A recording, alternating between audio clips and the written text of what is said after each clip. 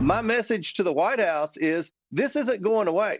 There are other bank records. There are other potential business, quote unquote, deals that your family has made with China and other adversarial countries around the world. We're going to get the truth out. And there's going to come a point to where eventually the mainstream media is not going to be able to let him stand up there and lie to the American people about the fact that his family's taken millions and millions of dollars from our adversaries. House Oversight Committee Chairman James Comer is giving President Biden until Monday to admit to the American people that members of his family received more than $1 million cut from a Chinese wire sent to Hunter Biden's business associate. Joe Concha joins us now. Joe Biden continues to say this is not true. How is that denial by Biden anything other than a lie in the face of mounting documentary evidence that James Comer has in his possession?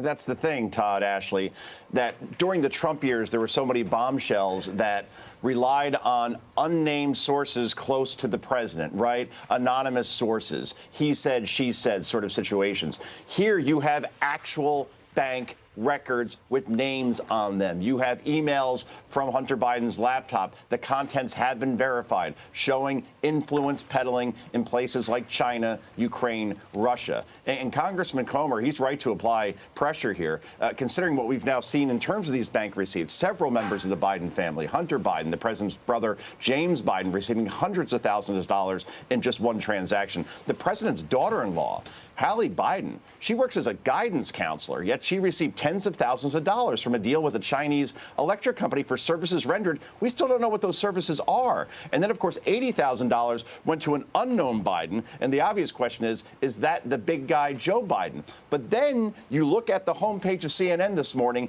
and you don't find any stories on this. You go to the Washington Post, the New York Times, and there are no stories on their homepages either. But there are glowing stories about Biden honoring Bruce Springsteen and Julia Louis-Dreyfus at the White House. This is media malfeasance. It's carried out through the bias of omission. And it's why I have a feeling this deadline that'll come and go on Monday is going to come and go because the media pressure simply is not there on the president, so he can continue to deny because no one else is asking the questions besides James Comer and House Republicans. And to your point from yesterday, look, everybody loves Jason Sudeikis. You and I are from Jersey. We have to legally like Bruce Springsteen, and Julia Louis-Dreyfus was Elaine on Seinfeld. But there are much bigger issues facing our society. We got Russia, China, and we have this stuff, and yet the mainstream media continues to ignore it. It is malpractice, Ash. Yeah, and meantime, Dr. Fauci is literally laughing off the COVID lab leak theory. Listen to this.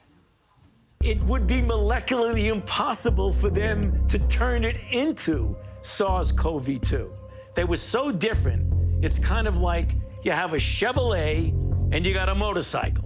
And you say, I want to make that Chevrolet into the motorcycle. No matter what you do to that Chevrolet, you're not going to make it into a motorcycle. Like, what are you talking about? I swear, sometimes, and the little smirk just... What is he talking about? I have no idea, but he also apparently lives in a $2 million mansion stocked with a variety of decor with his face on it, Joe. Yeah.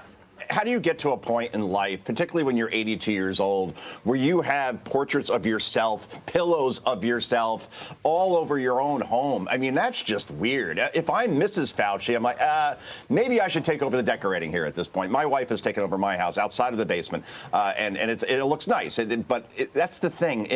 You mentioned the smirk before, Ashley. That's what bothers so many people about Dr. Fauci. It's the hubris, where he says he is the science and he only, and that he simply cannot admit, for instance, that the data and the science outside of him now shows that COVID can be transmitted from person to person, regardless of whether they're vaccinated or not. We see it happen all the time. And when he continues to say, this did not come from a lab that studies coronaviruses in Wuhan, where this coronavirus actually originated. Again, you go back to the Jon Stewart analogy. It's like a chocolate outbreak happening in Hershey, Pennsylvania, and no one's saying, hey, maybe that came from the chocolate factory that produces chocolate. So Dr. Fauci's retired now, but his days of just rolling off into the sunset aren't going to happen because he will be brought up on the Capitol Hill eventually, and he will have to answer questions from people like Rand Paul, and I have a feeling we'll be talking about that on an early Monday morning sometime soon. You know we will. Joe Concha, thanks so much as always. I look forward to getting the Joe Concha throw pillows soon.